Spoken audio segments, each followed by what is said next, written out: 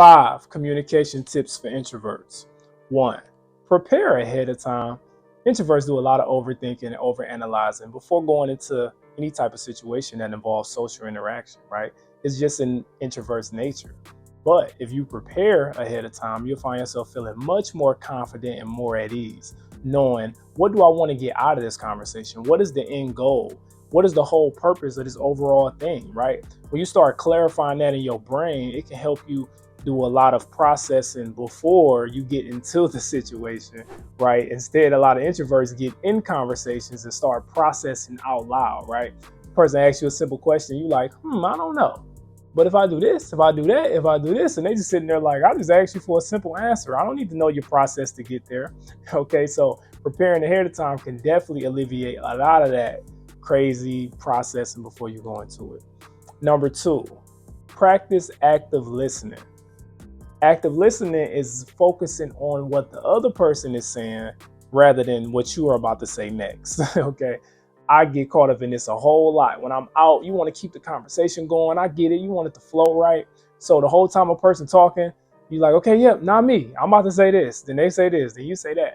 No, start using your natural gift of active listening. By nature, you have that gift. Introverts tend to just, fumble up when that anxiety starts to kick in. But by nature, we are inspectors. We are observers. So when you're going into these situations, be just that. Listen.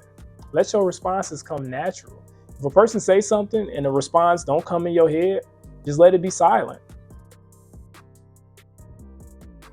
See, just let it be silent for a minute. It's okay. The pressure will go to them rather than you. And they got to think about something else to say. So practice active listening.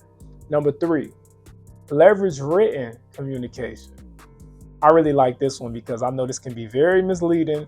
This don't mean hide behind a text message, right? But it's very important, a conversation that needs to be had over the phone or in person, had that conversation over the phone and in person.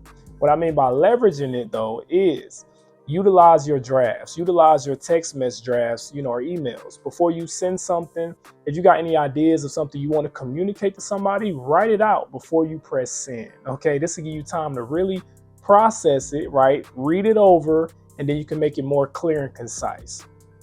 Number 4, leverage nonverbal communication.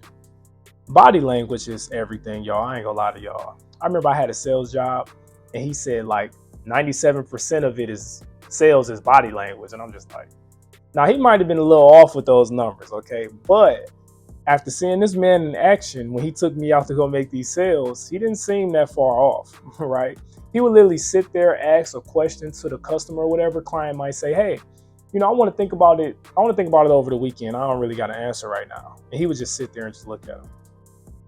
Just be like, he don't just be like nothing. He just sit there. And I done literally seen the whole conversation shift and flip just by him having solid, unmovable body language. Because it shows confidence. It shows that this person needs your product. This person needs to buy. This ain't a sales video, but I'm just saying. Body language is very powerful. And guess what? This will help you as an introvert because anyway, we don't want to talk that much anyway. So the more nonverbal communication you can master, the less you got to say. Smiling, head nodding, eye contact, right? All those things make a huge difference going into any type of form of communication. Number 5, ask open-ended questions. Questions that can be answered with a simple yes or no, right? I'll give you a perfect example. If you had like some type of networking event or job fair or something like that, and you walk up to somebody, right? Hi, my name is Rasta. Are you enjoying yourself today? And they just be like, yes, I am. Boom. That could literally end the whole conversation because I asked a closed-ended question. But if I were to ask an open-ended question, hey, my name is Rasta. So tell me about your time here. Boom. Now their mind got to go someplace else. They can't just say yes or no. They literally got to create an answer that can start a whole conversation. And then guess what? When they done with their answer, you can ask another open-ended question. Oh, that's pretty cool. So you're looking for a job in whatever. You're trying to be an electrician, right? How long you been searching for that job? Boom.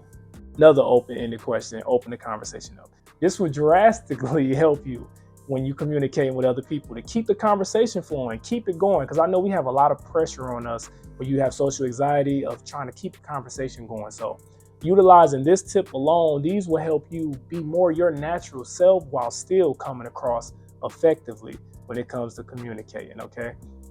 And one last thing I want to talk about with the open-ended questions.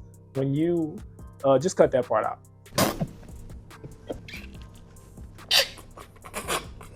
So those are my 5 communication tips for introverts. If you stayed to this point in the video, you already know I gotta give you a bonus one. So the bonus one is express yourself through storytelling. You don't understand how powerful stories are, right? What they say, stories sell, facts tell, right? I give you a perfect example. You ever been at a car dealership? One car salesman is telling you all these facts that you do not want to hear. They just like, yeah, man, so it's 250 on the dash. And when you rev it up, you will see the pipes in the back are giving you a hyper boost. And you're just like, bro, I just want this car because it's red and black and I love the color. I don't care about that, right? That's just a bonus, right? People tend to, when they just throwing all the facts at you, facts, it helps, but facts don't really move the needle. It don't really give you that emotional push that you may need, right? You go to a car salesman differently, right? They don't know nothing about the car, right? You just like, hey, this car right here is a car I just always wanted in high school, right? That's you telling them. This is a car I just always wanted, man. I'm so glad that today I got the opportunity to buy it. And the car salesman respond with just like, you know what, man, I had a similar situation, one just like the one you are in. When I was in high school, it was a Camaro. That was the one for me. And I just used to dream about it, fantasize about it. And once I turned 19, I finally God blessed me with some money and I finally went and got the car. And that sense of fulfillment was out of this world. Now you just like, I want to buy that car right now. I'm Ross the White. Those are my 5 communication tips. You can check out some more videos to help out introverts right here. Other than that, I'm here to help you unleash your inner hero. Thank you for watching.